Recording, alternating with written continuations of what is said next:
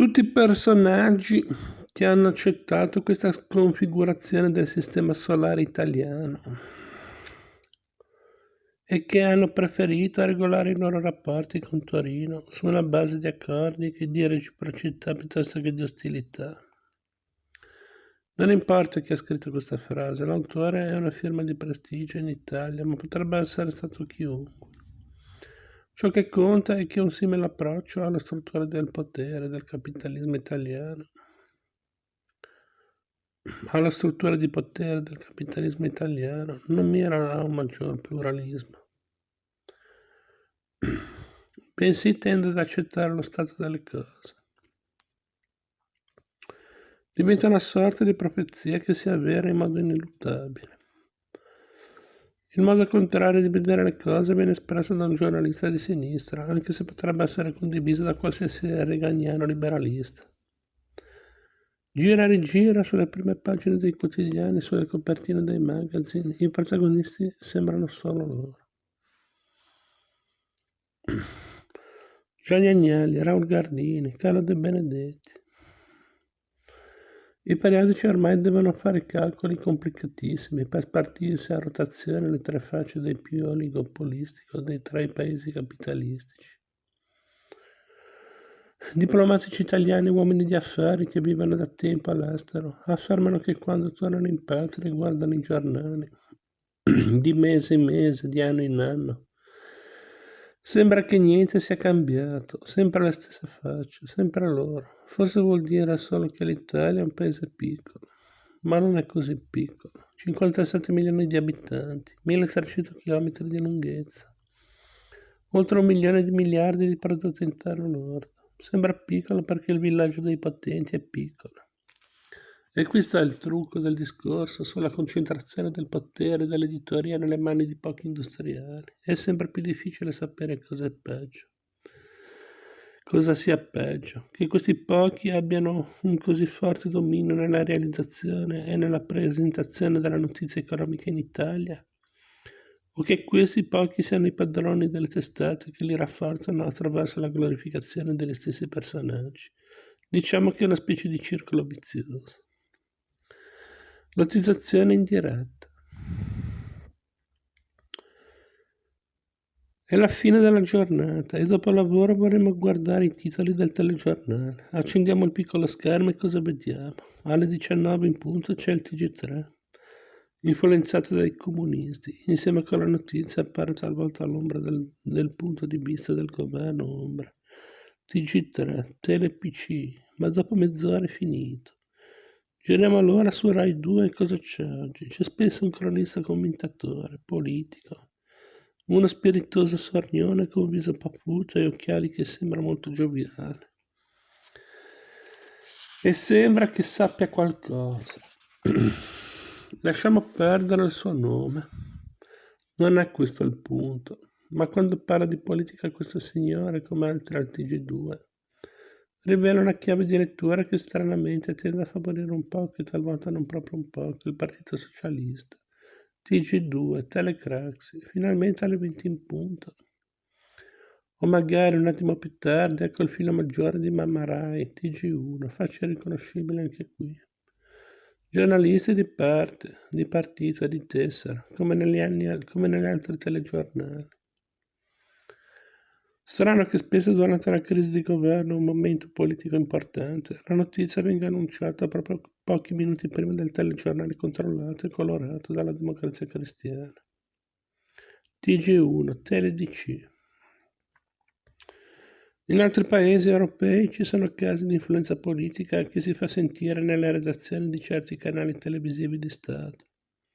Ma fra tutti i paesi avanzati è l'Italia che vince il premio per la lottizzazione più esplicita, più diretta e indiretta. E mentre si lamenta il problema della spartizione industriale dei principali quotidiani italiani, rimane anzi peggiore quello della televisione. Fra la padella e la brace cosa scegliere? La credibilità danneggiata dei giornali o quella massacrata dalla mano politica a raffona della TV? La Rai, come i giornali, è molto brava e anche molto equilibrata nell'indagare sugli affari esteri, sull'estero, criticare la Cina o El Salvador o gli Stati Uniti. Non disturba nessuno qui a casa, ma per le inchieste in Italia, nonostante qualche eccezione, la regola sembra diversa. Chi farà le grandi inchieste che rivelano corruzione e peccati d'ufficio nell'industria e nella politica italiana? I giornali o la TV? O solo i nemici che agiscono in modo strumentale, che scatenano gli scandali quando gli conviene? Ustica, Calvi, Gelli. L'insider trading alla Borsa di Milano. Quanto sono liberi i mass media in Italia? Appurato che la stampa dovrebbe essere uno strumento critico nei confronti degli eccessi di potere. Chi criticherà la stampa se essa non sarà abbastanza critica? Esiste una legge che potrebbe limitare la strumentalizzazione della televisione di Stato? Sembra di no. La torta va divisa e chi mangia è goloso.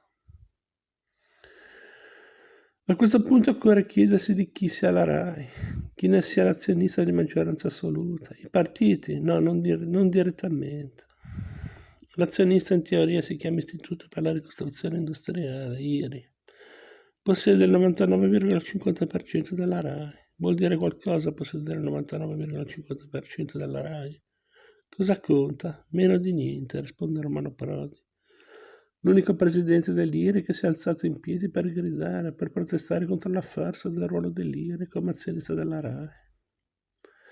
Nel luglio 89 Prodi, questa volta in modo inconsueto e insieme con gli altri dirigenti dell'Istituto di Via Veneto, ha scatenato una grossa polemica sulla RAI. Ha detto no, con la N maiuscola, a una richiesta di aumento di capitale giunta dal vertice della RAI. In una lettera che ha fatto sobbalzare sulle loro sedie sia il presidente socialista della RAI Enrico Manca, sia il direttore generale democristiano della RAI Biagio Agnes. L'IRI ha chiesto la massima oculatezza nei programmi di investimento, ma Prodi è andato oltre. Ha anche detto che l'IRI non ritiene di intervenire sul capitale della società ed è quindi indisponibile a una ricapitalizzazione. A che cosa mirava Prodi? Nel rispondere il presidente dell'IRI comincia facendo osservare che la RAI è un mostro giuridico, perché con una legge ad hoc si è stravolto il codice civile, togliendo la conduzione e la gestione dell'azienda al proprio naturale proprietario. Prodi si riferisce alla legge del 75 poi ripresa nell'85, che sentenzia che l'IRI non ha alcun rappresentante nel consiglio di amministrazione, al quale al contrario viene designato dalla Commissione parlamentare di vigilanza. In sostanza, sono i partiti che scelgono i 16 consiglieri della RAI e sono loro a comandare. Mentre il ruolo dell'IRI viene ridotto alla delega dei finanziamenti, dell'approvazione dei bilanci e alla scelta del direttore generale. Nell'estate dell'89 Romano Prodi non sopportava più la situazione, era stufo e l'ha detto. Come facciamo a fare un aumento di capitale in un'azienda su cui non abbiamo nessun controllo? Se l'IRI è padrone della RAI deve avere il potere, se no è meglio tagliare la RAI dall'IRI.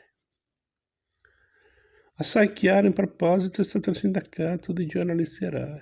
Quella che si vive nella redazione della RAI è una situazione di sofferenza, ma non siamo qui per fare pianistei, messi per reclamare nuove regole del gioco, ha avvertito Giuseppe Giulietti, segretario del sindacato RAI.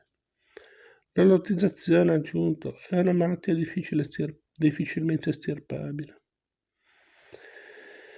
perché ha radici profonde nello sviluppo del nostro paese, fatto acquisito da tutti, quest'ultimo, da tutti i politici. E cosa c'è da fare? Come riformare la partitocrazia italiana?